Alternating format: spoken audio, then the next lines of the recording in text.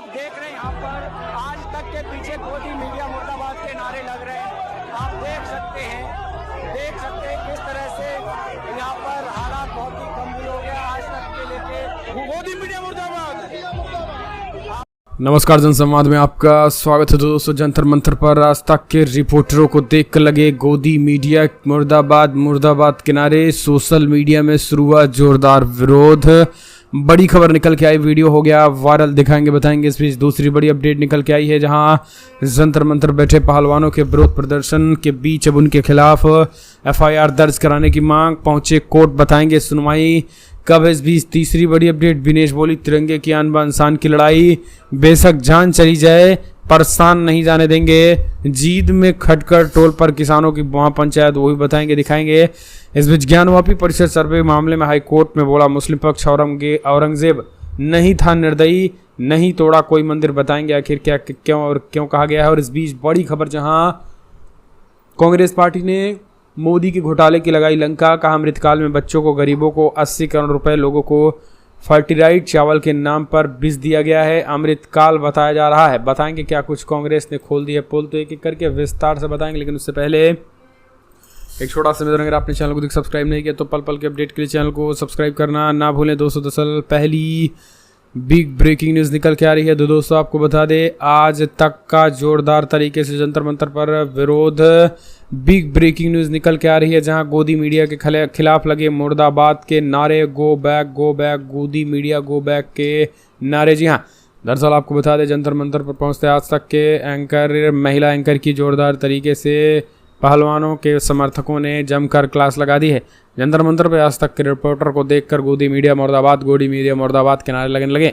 दरअसल आपको बता दें, 2 दिन पहले ही पहलवानों के खास करके पहलवानों ने तिरंगा यात्रा निकाली थी इंडिया गेट तक, और इसी में सवाल करने पहुंचे थे। दरअसल 1 महीने से लगातार धरना प्रदर्शन चल रहा है और गोदी मीडिया के बैनर से जो है वो पूरी तरीके से गायब है। इस वजह से गोदी मीडिया के बैनर से गायब होने की वजह से अब पहलवानों ने सीधे तौर पर, पहलवान के समर्थकों ने हंगामा किया, मोर्चा खोला और कहा कि गोदी मीडिया का हाल आज इसी तरीके से हो गया है। इन पे इतने लाचार हो गए कि इन पे तरस आती है। सीधे तौर पर उन पे बड़ा हमला बोला और कहा है कि आज हालात, सिचुएशन इतनी ख़राब हो चुकी है कि गोदी मीडिया को जो है वो इस तरीके से भागना पड़ रहा है। सुनिए, आप तस्वीरों में सुन लीजिए, देख लीजिए किस तरीके से आज पहलवानों को मीडिया में ना दिखाए जाने और ख़ास करके मोदी की चाटुकारिता, मोदी के समर्थक कर दिखाए जाने को लेकर किस तरीके से जो है वो हंगामा हुआ। स्थिति होती जा रही है। आज तक के रिपोर्टर हैं, एंकर हैं, मीडिया हमारे बीच में आके उल्टे सुल्टे दिखाएगी, फिर हम उसका विरोध कर देते हैं दिल से। अगली एक और अपडेट, दिल्ली जंतर मंतर पर पहलवानों का विरोध प्रदर्शन जारी। विनोद बजरंग और साक्षी के खिलाफ याचिका, एफआईआर कराने की तैयारी। दिल्ली के जंतर मंतर पर अपनी मांगों को लेकर पहलवानों का विरोध प्रदर्शन जारी है। दूसरी ओर धरने पर बैठे पहलवानों के खिलाफ भी एफआईआर दर्ज करने के लिए बुधवार को पटियाला हाउस कोर्ट में एक याचिका दाखिल कर दी गई। इस मामले में सुनवाई जल्द ही होगी। और आपको बता दें, भारतीय कुश्ती संघ WFI के खिलाफ प्राथमिकी दर्ज करने की मांग कर रहे पहलवान धरने पर बैठ गए। पहलवानों के खिलाफ लगाई गई याचिका में विनेश फोगाट, बजरंग पुनिया और साक्षी मलिक के खिलाफ कुश्ती महासंघ WFI के अध्यक्ष ब्रिजभूषण शरण सिंह यौन उत्पीड़न के कथित आरोप लगाने, प्रधानमंत्री के खिलाफ अभद्र भाषा का इस्तेमाल करने के आरोप लगाए गए हैं। याचिका में कहा गया है कि ब्रिजभूषण शरण सिंह के खिलाफ लगाए गए सभी आरोप झूठे हैं। इस तरीके का आरोप किसी के दबाव में व्यक्तिगत लाभ के लिए लगाए गए हैं। याचिकाकर्ता बम महाराज की तरफ से अधिवक्ता AP सिंह ने कोर्ट में याचिका दायर की है। तब आप समझिए कि एफआईआर जो है दर्ज कराने की मांग हो रही है। अगली एक और अपडेट निकल के आई है, विनेश फोगाट गर्जी। जींद के खटकड़ में बड़े पैमाने पर किसान महापंचायत पहुंची। विनेश फोगाट बोले तिरंगे की आन बान शान की लड़ाई, बेशक जान चली जाए परेशान नहीं जाने देंगे। दरअसल हरियाणा में जींद ननवारा नेशनल हाईवे पर स्थित खटगड़ टोल प्लाजा पे आज किसान महापंचायत हुई। किसान महापंचायत में बड़े पैमाने पे किसानों ने शिरकत की।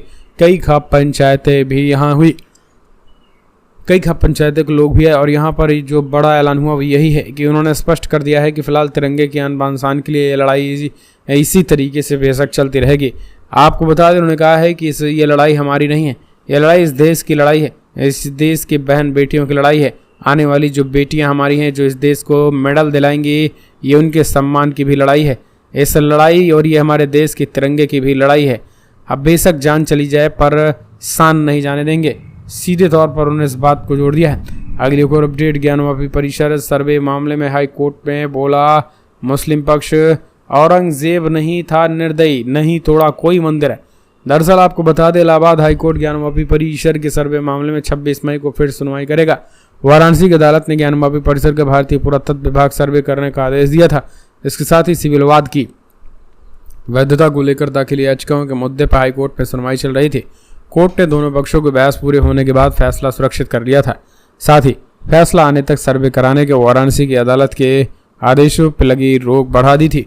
फैसला लिखाते समय कोर्ट ने कुछ बिंदुओं पे पक्षकारों के अधिवक्ता के स्पष्टीकरण कराने की फिर से सुनवाई का आदेश दिया और यह आदेश सुन्नी सेंट्रल वक्फ बोर्ड और अंजुमन इंतजामिया मसाजिद कमेटी की याचिकाकर्ताओं की सुनवाई कर रहे न्यायमूर्ति प्रकाश पाड़िया ने दिया है। तो सीधे तौर पर जो है वो ज्ञानवापी परिसर सर्वे मामले में हाईकोर्ट में मुस्लिम पक्ष ने ये बड़ा बयान दिया और कहा है कि पूरी तरीके से औरंगजेब ने उस समय कोई मंदिर नहीं तोड़ी थी, वो मस्जिद हजारों साल पुरानी है, बीजेपी जानबूझकर राजनीति कर रही है।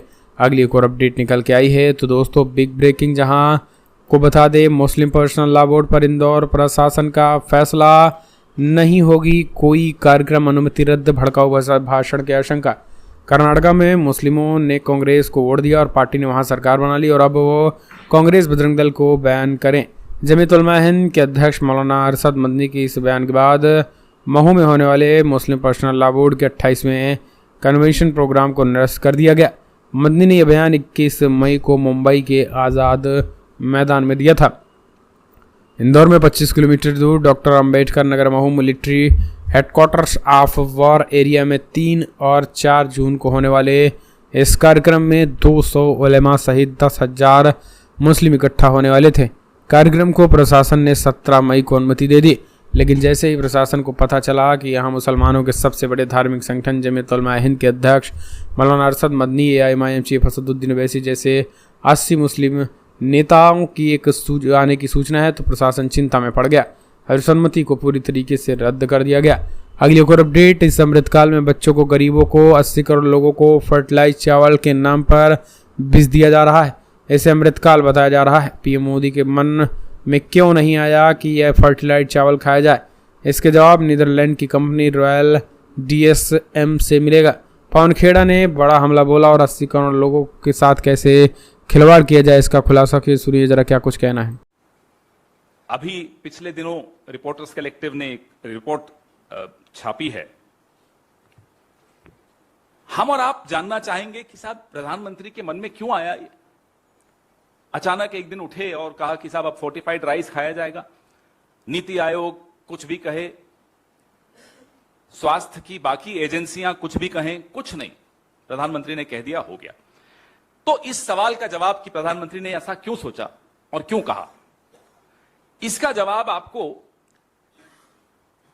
नेदरलैंड में मिलेगा। नेदरलैंड की एक कंपनी है रॉयल DSM।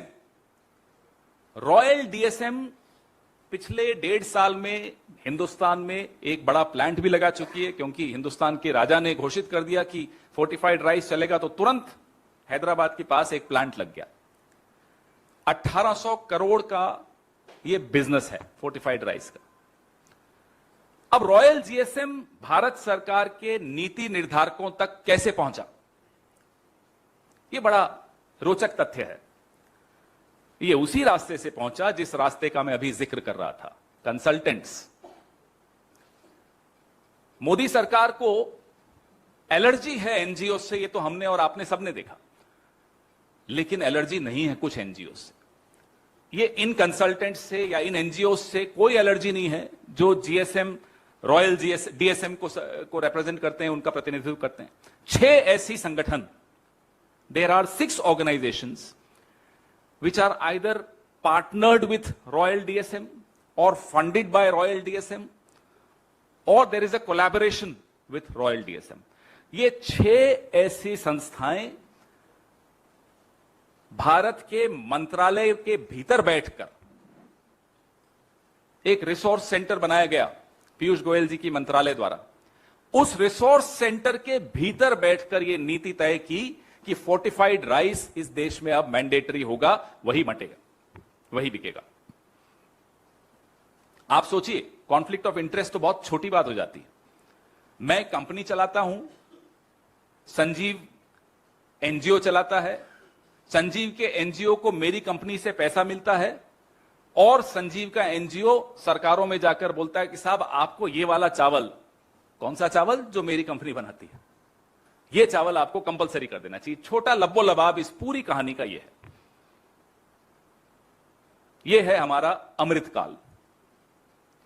इस अमृतकाल में बच्चों को, गरीबों को, 80 करोड़ लोगों को विष दिया जा रहा है और इसको अमृतकाल बताया जाता है।